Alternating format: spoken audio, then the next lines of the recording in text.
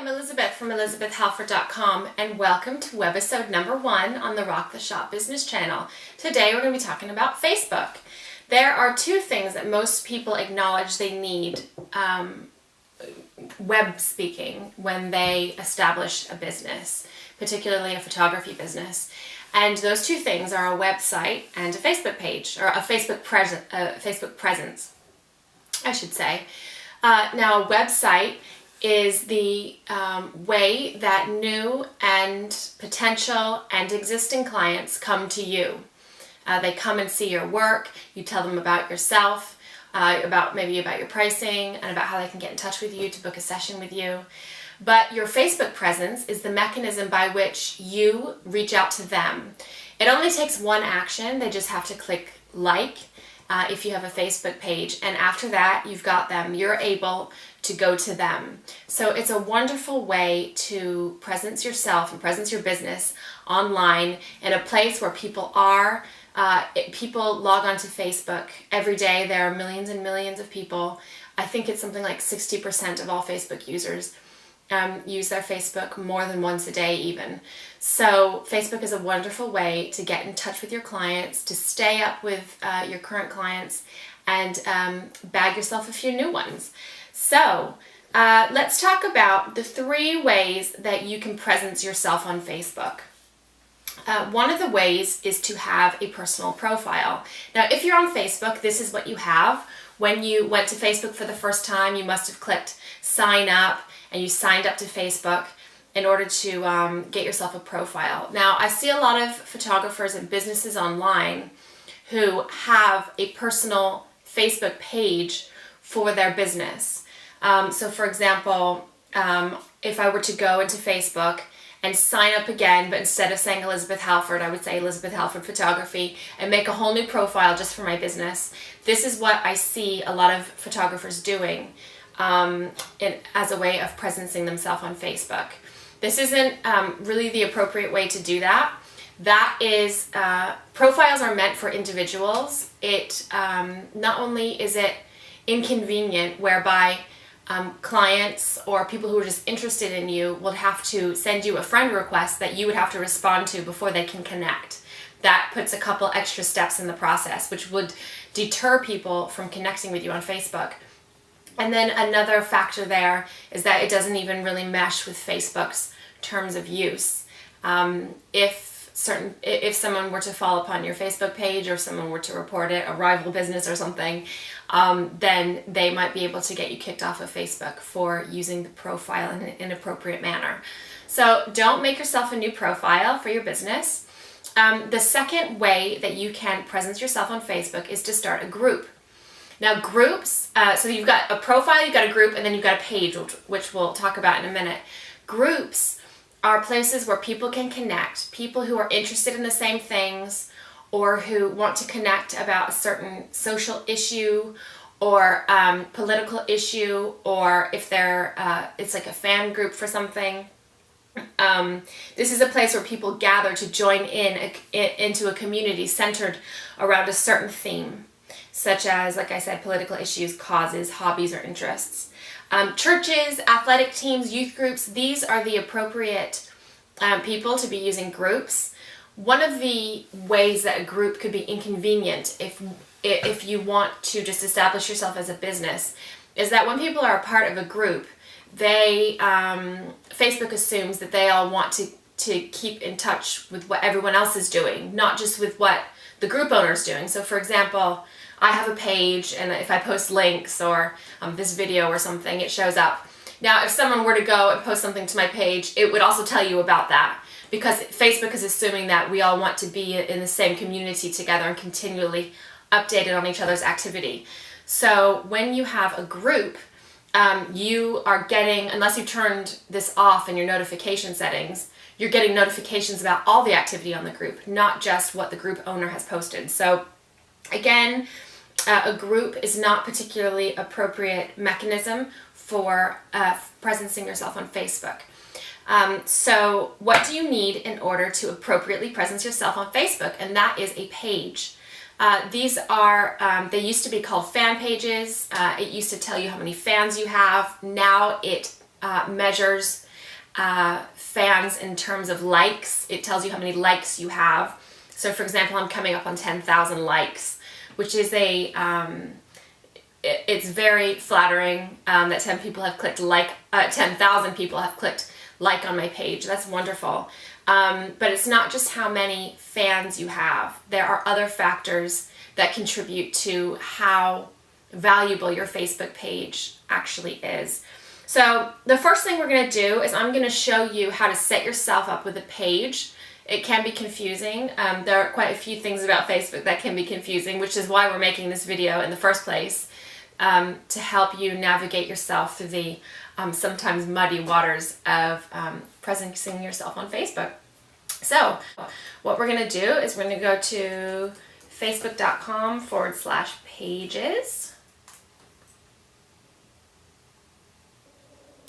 And you can see some of the most popular pages at the moment. I can see YouTube and things like that. And you just click Create Page.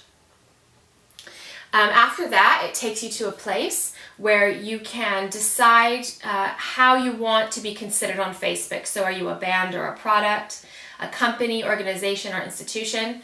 For my Gracie May Photography Facebook page, I put myself as a local business because I actually want to get local business. Although for Elizabeth Halford Photography, I believe I put myself as a cause or community, if I can remember correctly. So that people who are outside of my local area would be able to take interest. Not that it would stop them, but that's just how I've put myself on there. So when you click local business or place, this little thing here is going to pop up, and you can choose what category you're in. Surprisingly, considering how very many photographers there are out there these days, and on Facebook especially, there isn't a category for photography. So I think I put myself in here as a professional service. So if you click that and then you put in your information here, and it just guides you on your way, gets you started to making your Facebook page. So once you've created your page, then you can log into your page via your normal login. And on the top right side of your Facebook is a drop down where you can access your page and see its recent interactions, how many new fans you've gained since your last visit, and any new activity that you have on your posts, links, or images. So now that you have a page, what should you do with it? The first thing you need to do is reach out to your friends and family. This is going to be a really good base from which you can grow your Facebook community and all of your likes.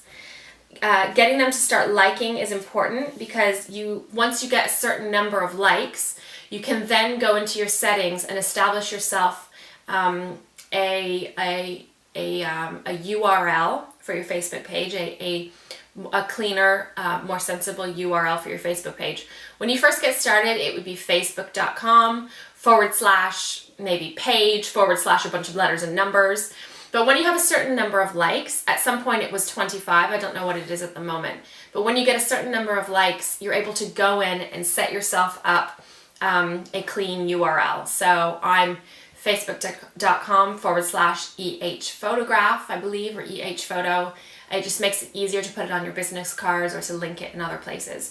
So it's important to start getting your friends and family to start liking you, so that you can then go in and create a nice clean URL. And then what you want to do is contact any clients that you already have, ever have serviced in the past, and let them know that they can now contact you on Facebook. You could send them an email. I like to use an email service called MadMimi, which is madmimi.com. And I use this service in order to reach out to my clients in a way that's nice and pretty, but in their inbox. You can use images. It's much like, it's just email marketing.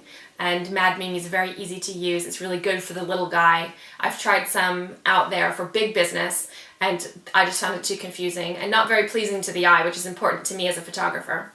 So I use something like Mad Mimi to send them a message saying, hey, I'm on Facebook now, come over and leave a comment, come over and see if your picture's on my Facebook page, something like that, to get them to come and start interacting immediately. Interaction is very, very important. If you just have a Facebook page sitting there without much interaction, then it's going to do you absolutely no good. So once you have your fan base rolling, you need to start posting so that there are things people can interact with on your Facebook page. Some of the things that you can post on your page are status updates. You can talk about tomorrow's session, today's session, yesterday's session. Too bad it was raining. Good thing I know what to do in the rain. Or we found a little cave to go in, whatever. Just post about your sessions. Talk about what you're up to.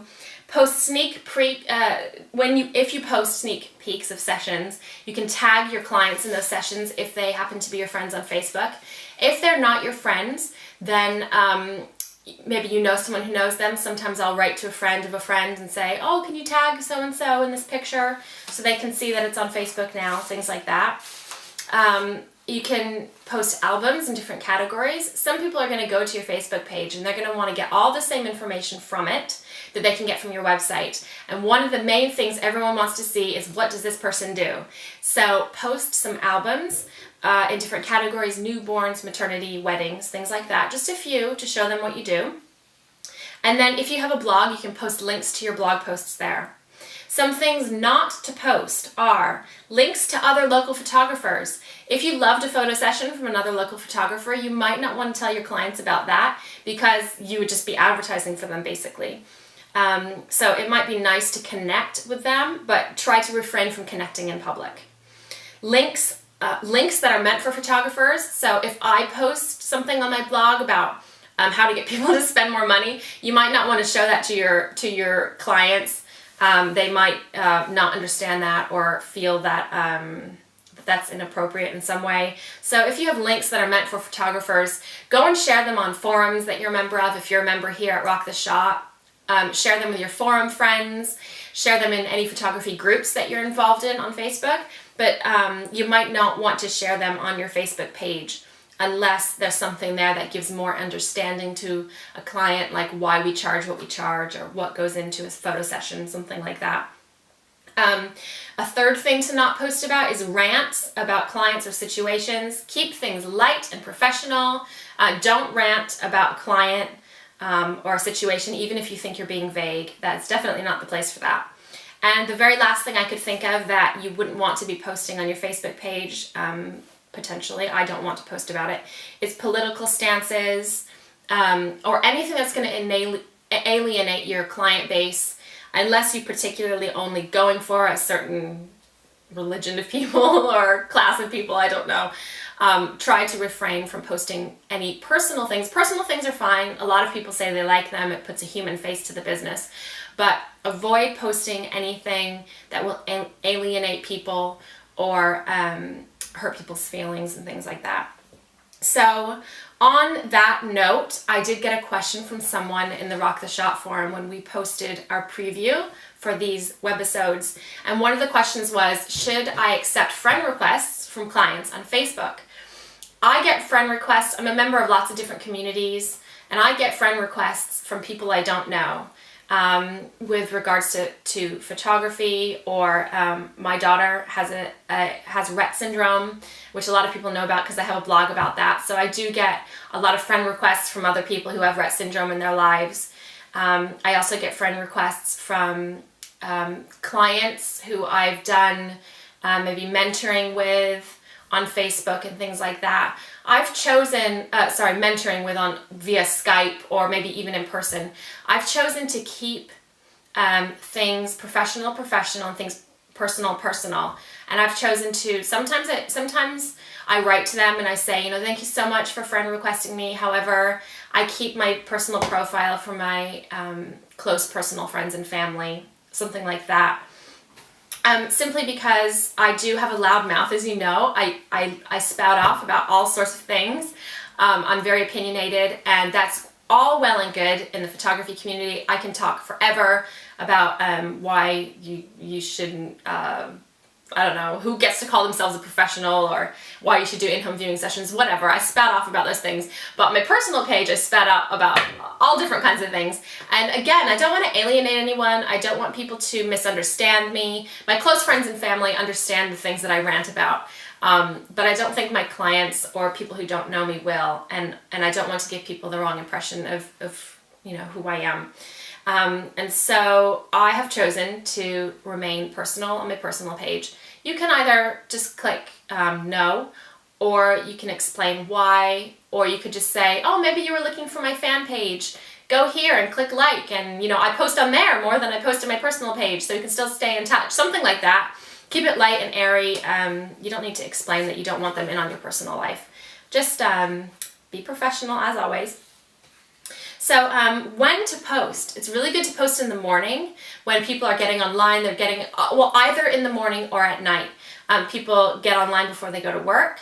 They get online when they get home from work. Posting in the afternoon, unless your main client base is maybe moms who don't have an outside job. I don't want to say non-working moms because we work very hard. But if your client base is not at home in the afternoon, post in the morning and post at night, because as things get older on Facebook, they go down further and further on the news feed and lose their importance. People are posting very, very quickly, and so and a lot. So things on the feed get old very quickly. Don't post something and then walk away from your computer. If you post an image or information about an upcoming mini session day or something like that, don't post and walk away. People are going to be sitting at their computer, maybe asking you questions, leaving comments. You might want to say thank you so much for your nice comments, or answer questions about the mini sessions. So make sure you don't just post something and walk away from your computer. So now I want to talk about how Facebook prioritizes things and the weight that they give to different types of posts and different types of activity on Facebook. Everything on Facebook is not just chronological. When I first started using Facebook maybe about 10 years ago, and I was connecting with friends and family, and you logged in, it would just be a chronological list of all the status updates that people posted. It's not like that anymore. Facebook decided that they needed to start, because now we start connecting with so many people and making friends with so many people on Facebook. They say, surely Elizabeth Halford doesn't want to see status updates and photos from 600 people, so we're going to decide what's important to show her. Which I actually, you know, every time you go online, every time there's a new update for Facebook, you see people going, oh, I hate it, I hate this, I hate that, and they hate it, and then a few months later they've embraced it. So this is one of those things. I'm still in a love-hate relationship with Facebook concerning how they decide what's important to me. So they prioritize things differently. If 10 of my friends are talking about a photo or making comments on a photo, then Facebook is going to say, that must be important to Elizabeth Halford. I'm going to show it to her. And if someone posts a photo and no one talks about it, they're going to say, no one must care. We're not going to show that. It's a bit like being the popular girl in school. I was reading on Jamie Swanson's blog the other day, and we're going to be having her come on with us in a minute for an interview, which I'm really excited about. But she runs the Modern Tog blog, and she was saying that the Facebook pages, it's kind of like being the popular girl in school, and you don't get popular because you're talking to people. You get popular because they're talking to you. And this is how Facebook approaches prioritizing things. So number one in priority for Facebook is photos and videos. Number two in importance is links, and number three is status updates. So where you might view your new type of news feed, now that it's been updated again this year, you'll see photos and videos are higher at the top. There's a lot more of them. Then there's some links, and then as you go down the pages, there's status updates. There might be status updates in between if it's friends that you interact with a lot. And so this is how Facebook prioritizes things. So photos, thankfully for us, photos are number one in importance for Facebook to be showing to people. So if you're posting photos, then your clients will get to see them. Now, they will not get to continue seeing them if they don't interact with your posts and with the things that you put online, which we'll get to in just a moment. So customizing your page. Now that you have your page, some of the things you can do to customize and optimize your page. The first thing you want to do is your profile picture. That's going to be in the top left corner of your profile. It's the very first thing that people are going to see, and you want to carefully consider it and get the most out of that little piece of free internet real estate that you possibly can. Again, Facebook is free. This is free marketing. It's amazing, but you have to know what you're doing in order to get the most out of it. And so you want to be very mindful about your profile picture and make sure you get the most out of it. The largest size that you can use in that area is 180 pixels by 540 pixels tall. So if you create an image that's that big, you can put that as your profile picture so that when people come in, they can see more about you. I have on both of my pages. A lot of photographers have caught on to this. They don't just have a picture there. Now they have a whole little banner, and you can get templates online. I have templates in my store. They're only $10. I've just put them together with a little tutorial about how to make them. I imagine that this information might be obsolete at some point, this 180 by 540 pixels information, because Facebook is always changing. But at the moment, today it's January 2012, at the moment that's the maximum size that you can use on your Facebook page for your profile picture. The next thing you want to do is go into your account settings and decide. You have to make some decisions about your page. You can link your page in your account settings. You can link your page to your Twitter feed so that anything that you post on Facebook will automatically go into your Twitter. That's really good for people who are Facebook minded, who feel that they need to be on Twitter but don't really know what to do with it. You can automatically link it, so you'd never really have to go into Twitter and figure that whole thing out. So you can link your Facebook page to your Twitter, and then you also want to decide things like your landing page, which is or your landing tab, I should say, which is the very first place that users who come to your Facebook page end up. So in your main settings for your Facebook page, that's where you can choose your landing tab. I currently have installed, and I'll talk about this in a second, I've installed a lot of apps on my Facebook page. So there's lots of extra things Facebook doesn't actually give you that you can get elsewhere and plug into your Facebook. So you can have a portfolio there, you can run contests, you can have a contact form, you can have a gallery, you can have so many different things in that little left sidebar underneath your profile picture that are called apps. And so I have a welcome app. It's a great big image and it just says welcome to Elizabeth Halford Photography or welcome to Gracie May Photography, depending on which page it is. And on the Gracie May Photography one, I think it says if you're a photographer looking for support, click here, and it takes them right to my my blog page, which is where a lot of you know me from. So choose where you want people to end up when they first come to your page. If they want you to see your wall first or whatever, make that decision, consider that, make that decision, and change that in your account settings. And then, so one of the most important things, now that you've set up your whole Facebook page, one of the most important things for you to understand is about how Facebook decides what to show users. Facebook measures different posts in terms of affinity. It's not necessarily how many friends you have, or how many fans you have, or how many likes you have, whatever it's called at the moment. But what's important is how much they engage with you.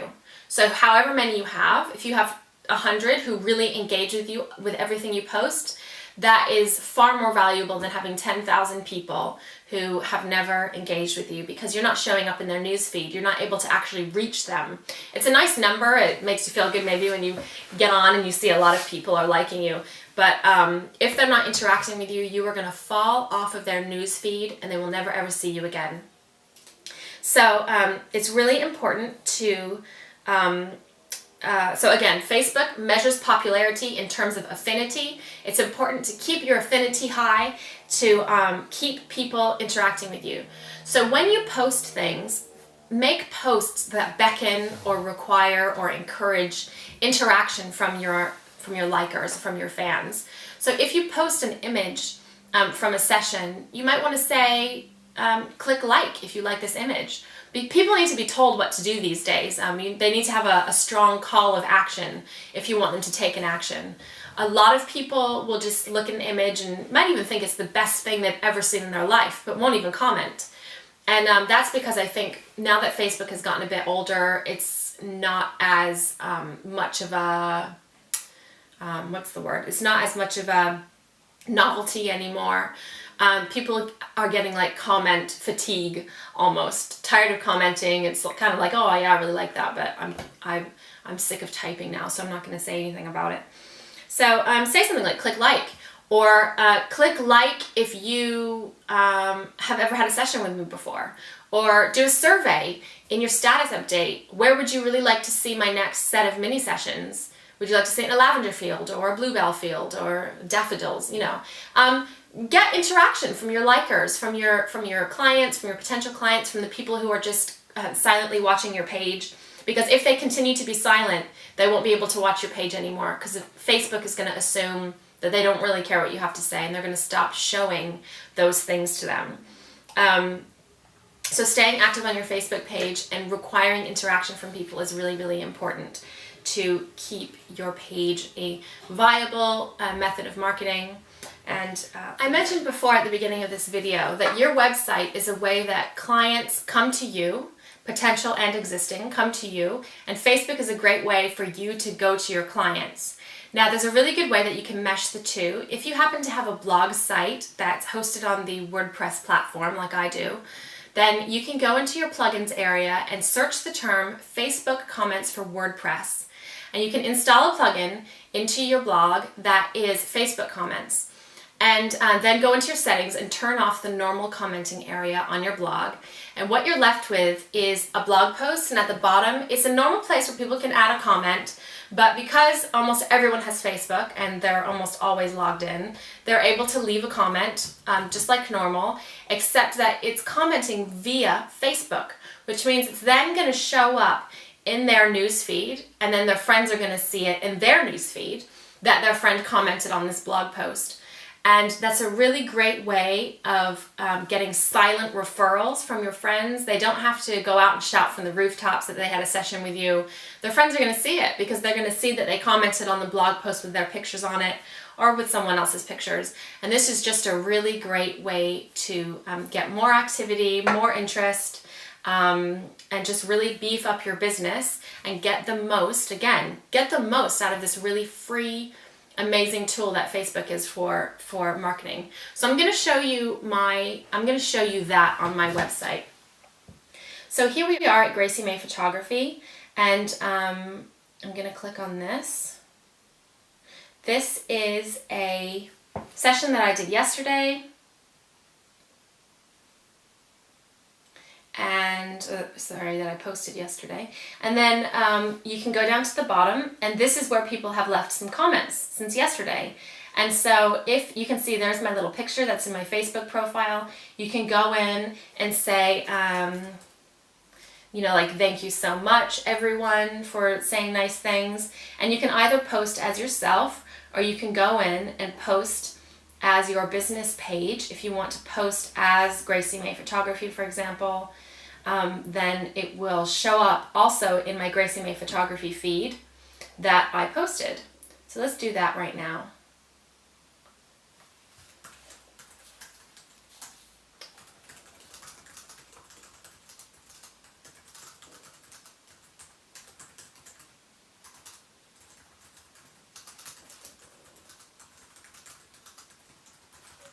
So I'm going to say thank you so much.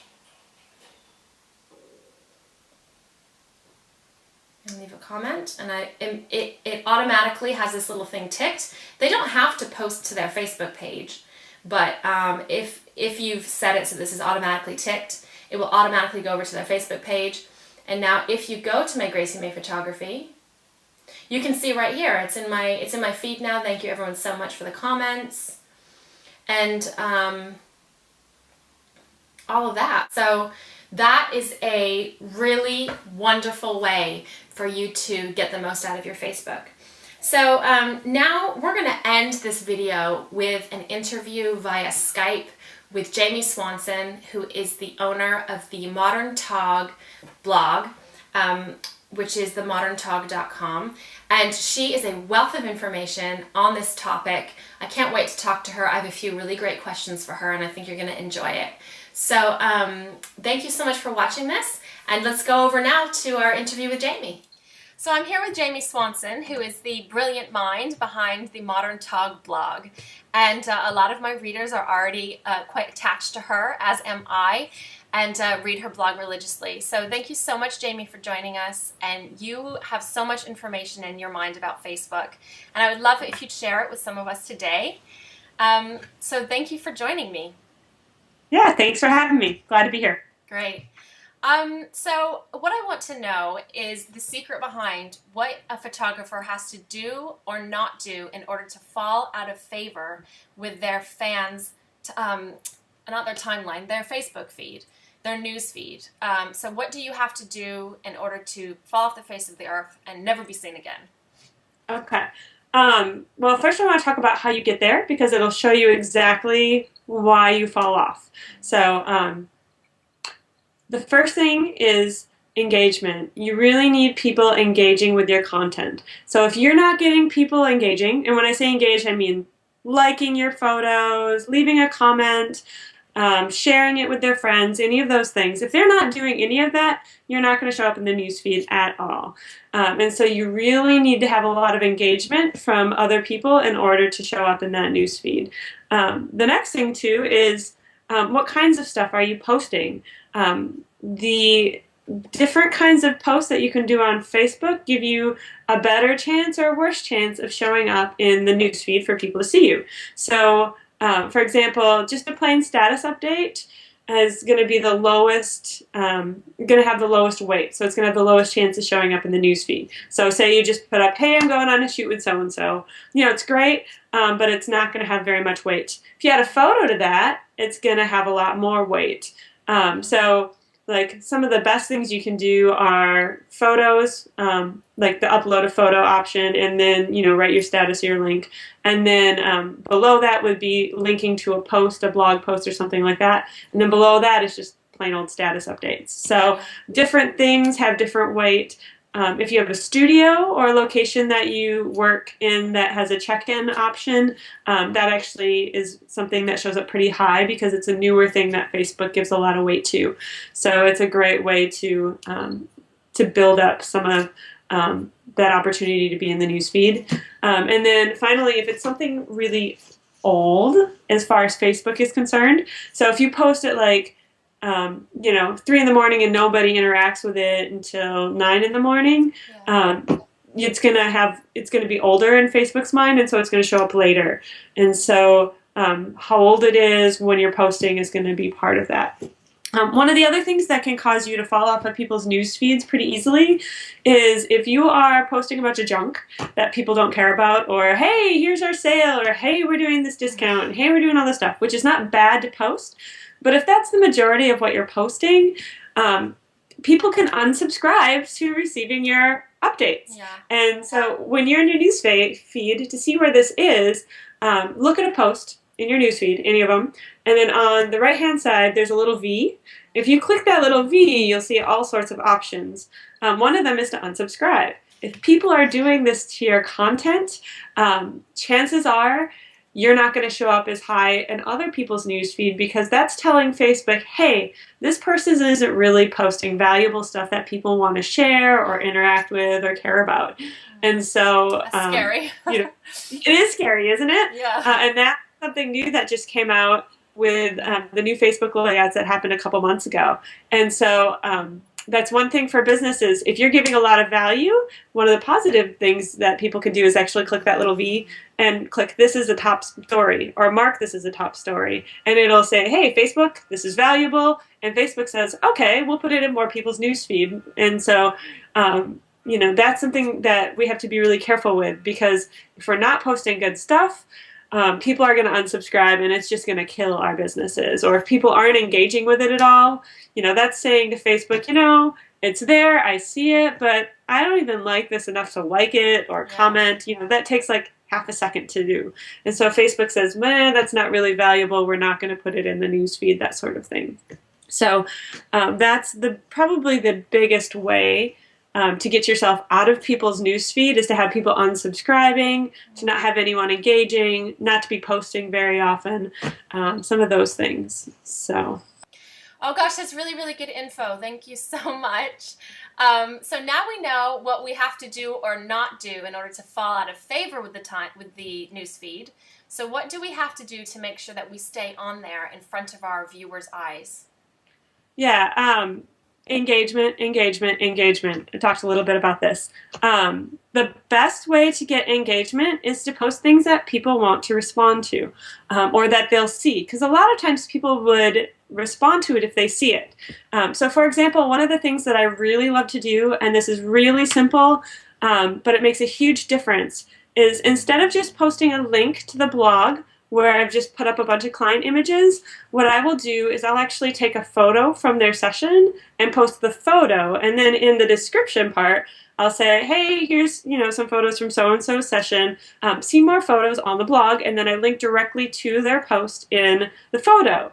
The nice thing about that is you can tag the client so it shows up on their wall. It doesn't just show up as a link on your wall. It also shows up on their wall.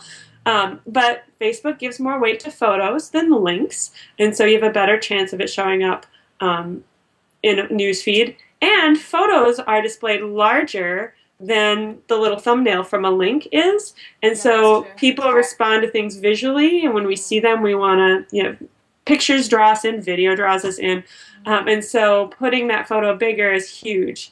An example I had of this was of a recent wedding that I just posted on my business page. I took a picture of the wedding party that I really liked and put it up, and then did the exact same thing that I said. And within like 5 minutes, somebody had come and tagged all the wedding party, because I had the bride and groom that I tagged, but somebody saw it and tagged every single one in the wedding party. And so now it's on every single one of their pages. Someone used the little share button to share it with their friends and family, saying, hey, check out my sister's, wedding photos, etc. So if you can get people hitting the share button, if you can get them tagged in a photo, engaging with it in any way, liking it, clicking that link on it is another way to engage. It's really wonderful. What I like to do is I like to have my favorite photos both in a Facebook gallery and on my website, but then have some photos that are unique on each. So some photos on my blog on the website where they aren't on Facebook, and then some on Facebook that aren't on the blog. And then at the bottom I like to say, hey, see more of these photos at such and such site. So you're sending your Facebook people to your blog and your blog people to your Facebook page. So that's one way to get some more engagement. Asking stuff that's easy to respond to. When we're on Facebook, we're surfing really fast. We're going through, we're clicking, whatever. If something is too much work, we're not going to do it. So, instead of putting up a status and saying, describe your dream wedding, it's much easier to say, hey, what's one word that comes to mind when you think about what your dream wedding?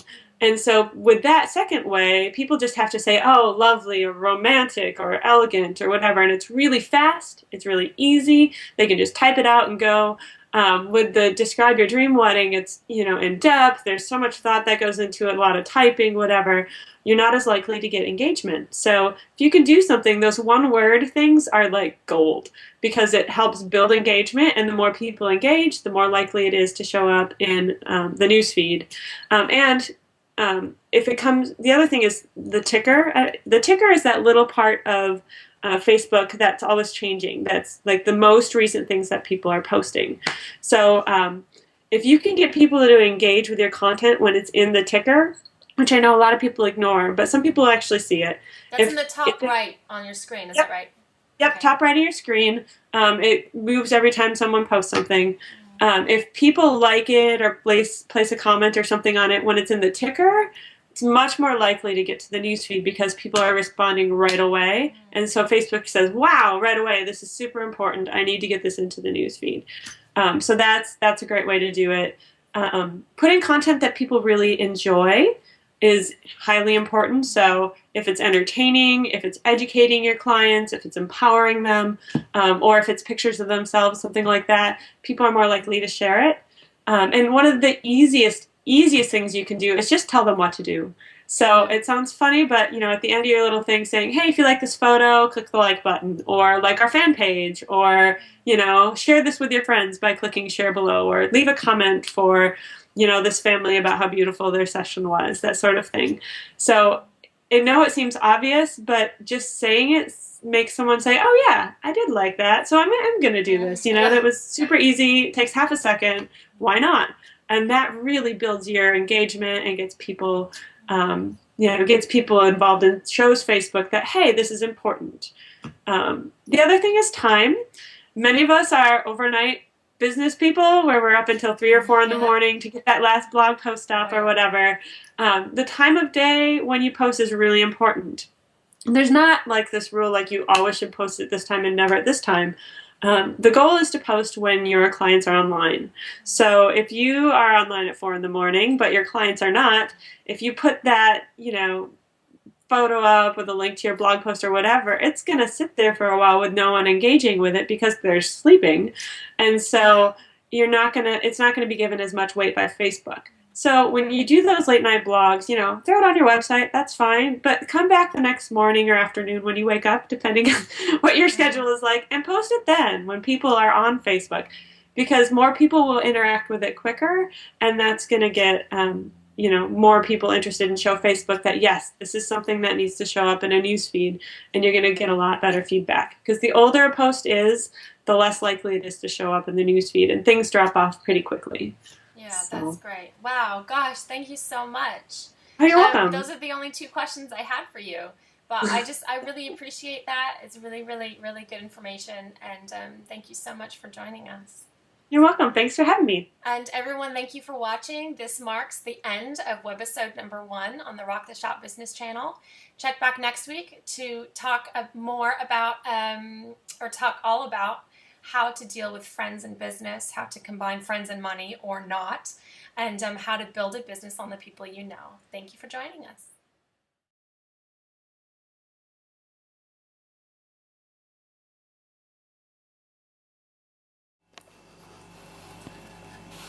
I'm not filming, I'm just... There are 2 things most people acknowledge when they begin establishing their business's web presence. And those are a website and a presence on Facebook. Websites are where your potential and established clients come to you.